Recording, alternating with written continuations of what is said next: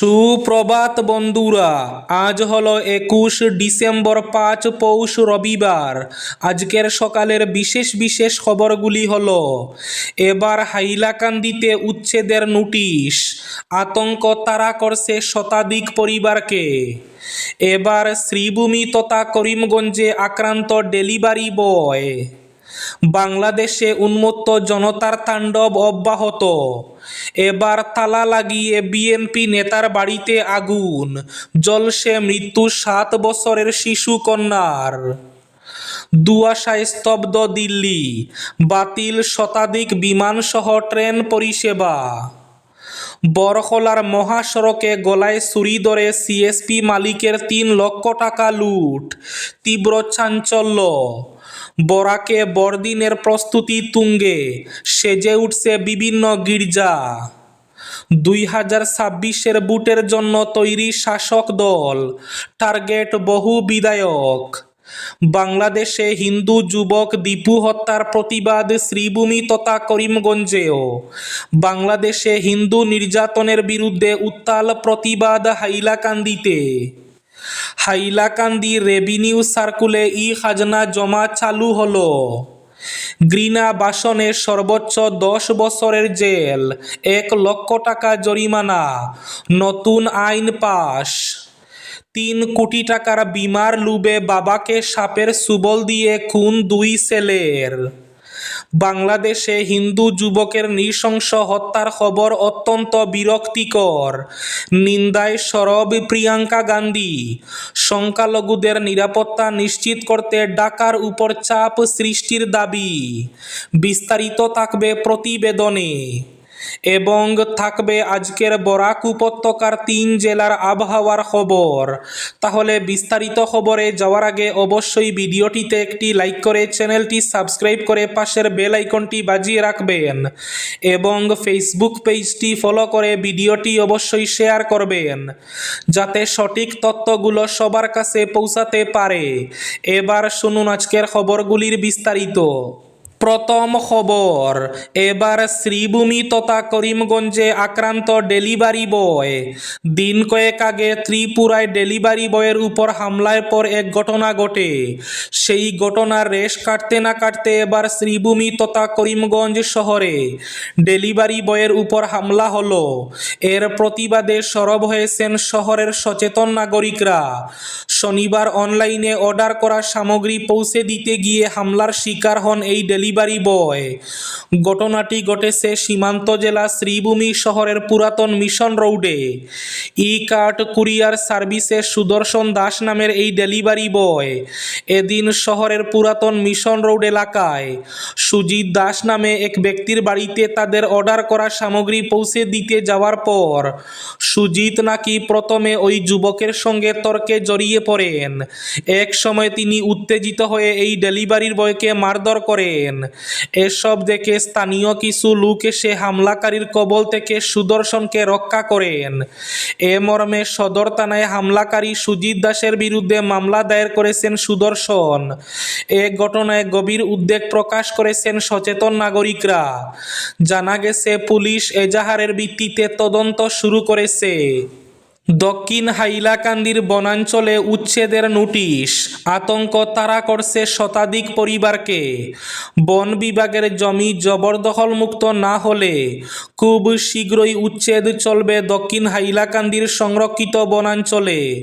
বন বিভাগের তরফ থেকে জমি দখলমুক্ত করতে অবৈধ দখলদারীদের বিরুদ্ধে নোটিশ জারি করেছে বন বিভাগ। উচ্ছেদ অভিযানের নোটিশ রাতের ঘুম কেড়ে নিয়েছে দক্ষিণ হাইলাকান্দির শতাধিক পরিবারের। বন বিভাগের নোটিশ পেয়ে তারা চোখে সর্ষে ফুল দেখছেন। আগামী জানুয়ারি মাসেই হতে পারে উচ্ছেদ। বছরের পর বছর থেকে বসবাস করে আসা পরিবারগুলির আতঙ্কে দিন কাটছে। বিটে মাটি হারানোর ভয়ে আতঙ্কিত হয়ে উঠেছেন। দক্ষিণ হাইলাকান্দির দামসরা, কুকিনালা সহ সংলগ্ন এলাকায় ইনার লাইন সংরক্ষিত বনাঞ্চল থেকে উচ্ছেদের নোটিশ দেওয়া হয়েছে। বরখলার মহাসড়কে গলায় ছুরি ধরে সিএসপি মালিকের ৩ লক্ষ টাকা লুট। বরখলা থানাধীন রামপুরে মহাসড়কে সিএসপি মালিকের গলায় ছুরি ধরে নগদ ৩ লক্ষ টাকা ছিনিয়ে নিল দুষ্কৃতীরা। ছুরির আঘাত মারপিটে শাহিন লস্কর নামের ওই সিএসপি মালিক আহত হয়েছেন। ঘটনাটি ঘটেছে শুক্রবার রাতে। এদিকে খবর পেয়ে স্থানীয়রা ছুটে এলেও দুষ্কৃতীরা গা ঢাকা দেয়। পরে আহত শাহিনকে বরখলা স্বাস্থ্যকেন্দ্রে চিকিৎসার জন্য পাঠানো হয়। খবর পেয়ে বরখলা থানার এসআই মনিরাম কলিতা দলবল নিয়ে ঘটনাস্থল এবং স্বাস্থ্যকেন্দ্রে ছুটে যান। শাহিন লস্কর জানান, পুটিছড়ায় তার সিএসপি রয়েছে। শুক্রবার বেলা 2টা 30 মিনিটে স্কুটি নিয়ে শিলচর সেন্ট্রাল ব্যাংক অব ইন্ডিয়ার মেন ব্রাঞ্চের উদ্দেশ্যে রওনা দেন তিনি। ব্যাংকে পৌঁছার আগেই তার মোবাইলে একটি ফোন আসে 3 লক্ষ টাকা একজন গ্রাহকের প্রয়োজন বলে। তখন তিনি ব্যাংকে টাকা জমা না দিয়ে শিলচর থেকে ফের পুটিছড়া সিএসপি অফিসের উদ্দেশ্যে রওনা দেন। রাত আনুমানিক 8:30 নাগাদ বরখলা হেলিমের ইটভাটা সংলগ্ন মহাসড়কে একটি স্করপিও তার স্কুটির আগে এসে থামে। সঙ্গে সঙ্গে স্করপিও থেকে মুখে কাপড় বাঁধা কয়েকজন নেমে তাকে ঘিরে ফেলে এবং একজন তার গলায় ছুরি ধরে 3 লক্ষ টাকা ছিনিয়ে নেয়। দুষ্কৃতীরা তাকে বেধড়ক মারপিট করেছে বলে অভিযোগ। এদিকে শনিবার বরখলা পুলিশ তদন্ত জারি রাখলেও দুষ্কৃতীদের ধরপাকড়ের কোনো খবর নেই। বাংলাদেশে উন্মত্ত জনতার তাণ্ডব অব্যাহত। তালা লাগিয়ে বিএনপি নেতার বাড়িতে আগুন, জ্বলছে মৃত্যু 7 বছরের শিশু কন্যার। এবার দরজায় তালা লাগিয়ে বিএনপি নেতার বাড়িতে আগুন ধরিয়ে দেওয়ার অভিযোগ উঠল। রাতের এই ঘটনায় আগুনে জ্বলছে মৃত্যু হয়েছে ওই বিএনপি নেতার 7 বছরের শিশু কন্যার। গুরুতর জখম অবস্থায় হাসপাতালে চিকিৎসাধীন ওই বিএনপি নেতা এবং তার 2 নাবালিকা কন্যা। বাংলাদেশের চট্টগ্রাম বিভাগের লক্ষ্মীপুর জেলায় বাড়ি খালেদা জিয়ার দল বিএনপির নেতা বেলাল হোসেনের। তিনি লক্ষ্মীপুরের ভবানীগঞ্জ ইউনিয়নের দলের সহকারী সাংগঠনিক সম্পাদক পদে রয়েছেন। স্থানীয় সূত্রে জানা গিয়েছে, শুক্রবার রাতে ঘুমোচ্ছিলেন বেলাল এবং তার পরিবারের সদস্যরা। রাত 2টা নাগাদ কয়েকজন উন্মত্ত ব্যক্তি সদর দরজায় তালা লাগিয়ে বেলালদের বাড়িতে পেট্রোল ঢেলে আগুন ধরিয়ে দেন। বিএনপি নেতার পরিবার কিছু বুঝে ওঠার আগে আগুন দ্রুত ছড়িয়ে পড়ে। দরজা তালাবন্ধ থাকায় পালাতেও পারেননি কেউ। ঘটনাস্থলেই আগুন জ্বলছে মৃত্যু হয় বেলালের 7 বছরের কন্যা আয়েশা আক্তারের।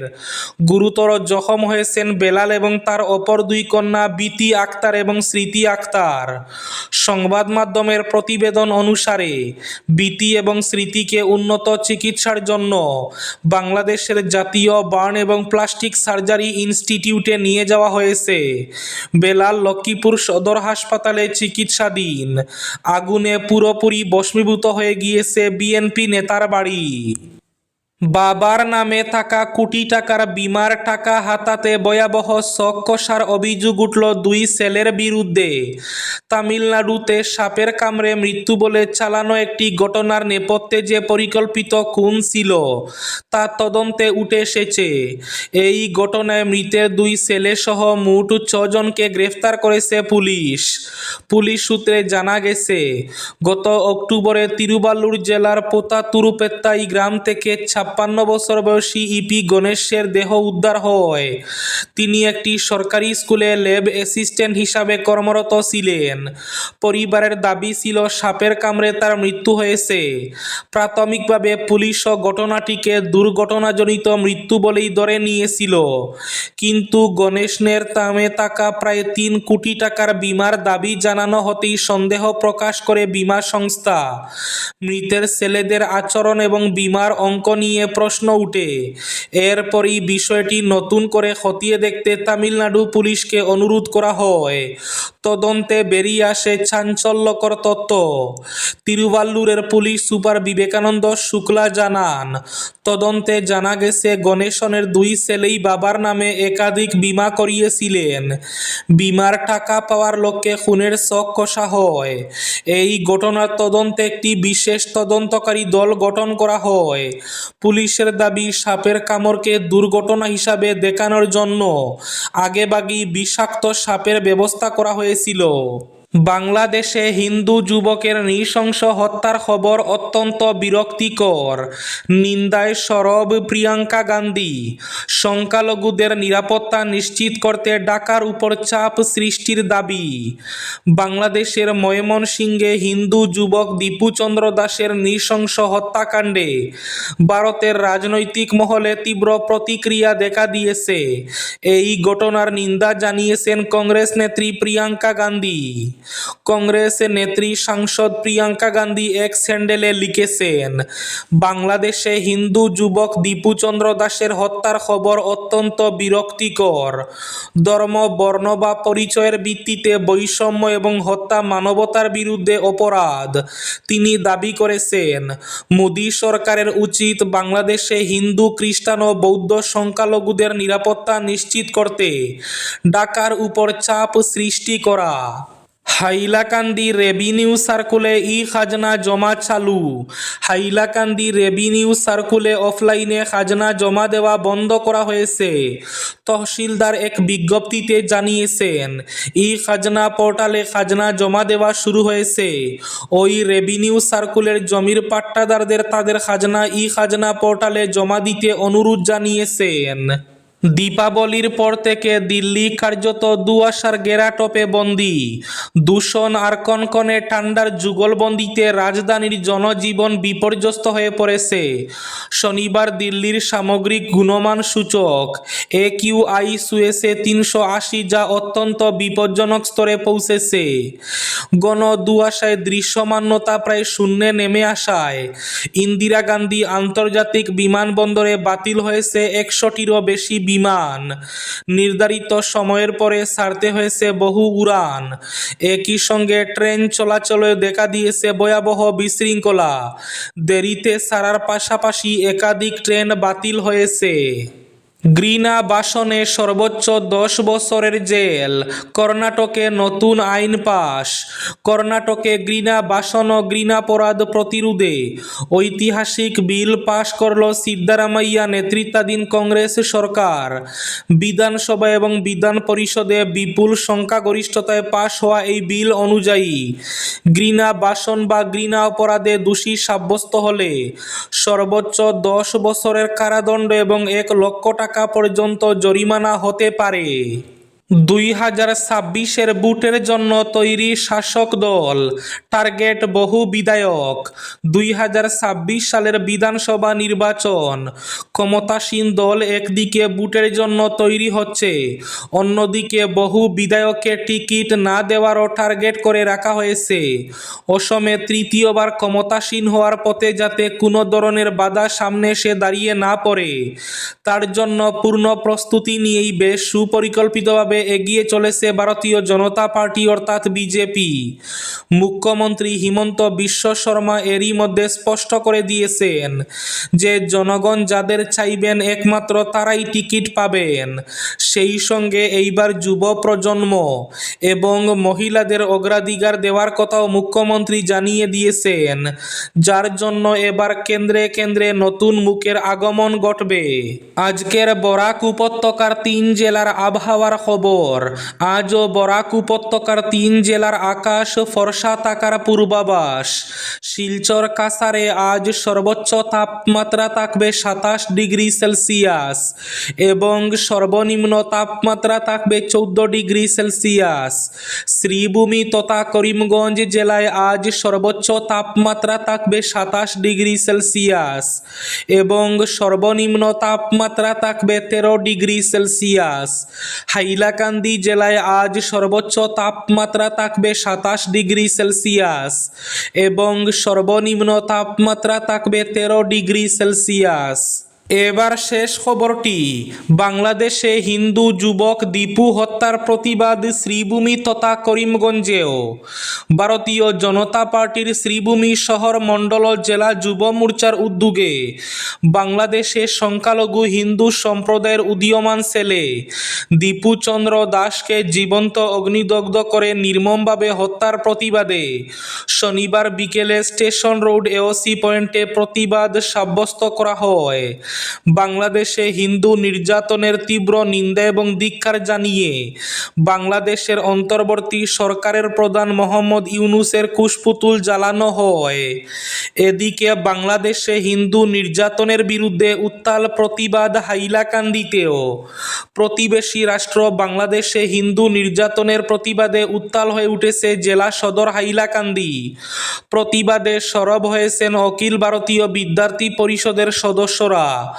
বাংলাদেশে এক হিন্দু যুবককে নৃশংসভাবে হত্যার প্রতিবাদে এবিভিপি প্রতিবাদী কার্যসূচির আয়োজন করে শনিবার।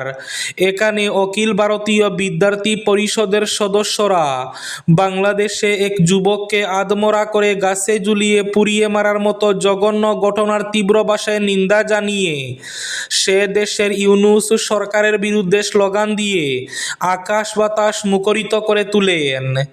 এই ছিল আজকের সকালের বিশেষ খবরগুলি। ভিডিওটি অবশ্যই লাইক করে শেয়ার করে দেবেন।